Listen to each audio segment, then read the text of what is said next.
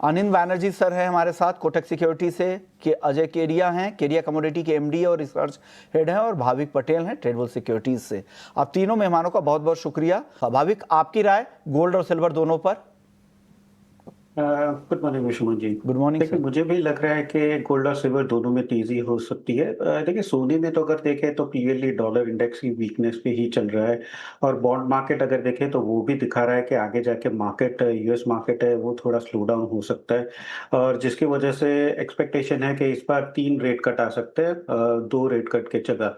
तो यही clearly gold के लिए पॉजिटिव है, और मुझे लग रहा है कि 96 के नीचे अगर डॉलर इंडेक्स जाता है तो शायद और गिरावट आ सकती है डॉलर में, और सोने में तेजी हो सकती है। तो दोनों में आज ऑप्शन जो है वो बेहतर रहेगा, जहाँ पे सोने में 97,000 का जो कॉल ऑप्शन है वो बाय कर सकते हैं 1300 के करीब, 1600 के टारगेट के लिए, और 1150 का स्टॉप लॉस रहेगा।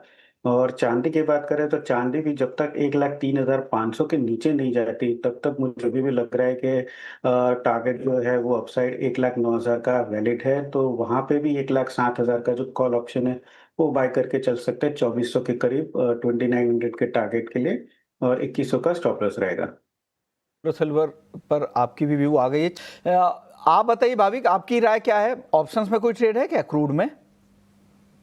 देखिए, अभी तो फिलहाल मुझे लग रहा है कि थोड़ा अवॉइड करना चाहिए, क्योंकि जब से ईरान और इसराइल का सीज फायर हुआ है तब से हम देख रहे हैं कि 5500 से 5700 ये एक 200 दायरे की रेंज में ही ट्रेड कर रहा है। हालांकि 6 जुलाई को ओपेक प्लस की जो बैठक होने वाली है उसमें मार्केट ने ऑलरेडी डिस्काउंट कर दिया है कि आगे जाके भी वो लोग जो अपना प्रोडक्शन है वो बढ़ाएंगे, बट 5500 ब्रेक नहीं कर रहा है। तो ये जब तक ये 200 दायरे में ट्रेड कर रहा है तब तक कोई क्लियर ट्रेड नहीं हो रहा है। यहाँ से शॉर्ट भी नहीं कर सकते नया, क्योंकि ऑलरेडी ओवरसोल्ड में। तो मैं थोड़ा वेट करूंगा, ये डायरेक्शन 200 पॉइंट की पर रेंज ब्रेक करती है तो एक नई डायरेक्शन देख सकते हैं। आप बताइए भाविक, आपकी राय क्या है नेचुरल गैस पर?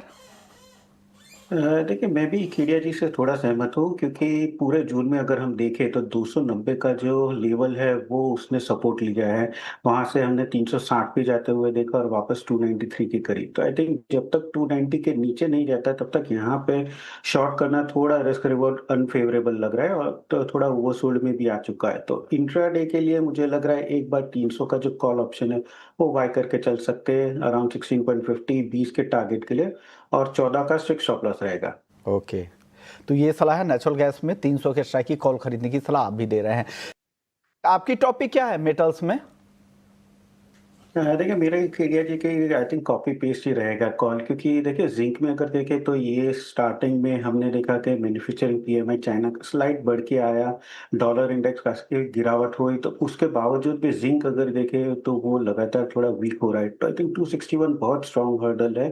जब तक वो ब्रेक नहीं करता है तब तक मुझे लग रहा है वीकनेस कंटिन्यू रहेगी। तो जिंक मेरी भी टॉपिक रहेगी बेचने के लिए, अराउंड 257 259 के स्टॉप लॉस है, और 254 का टारगेट रहेगा।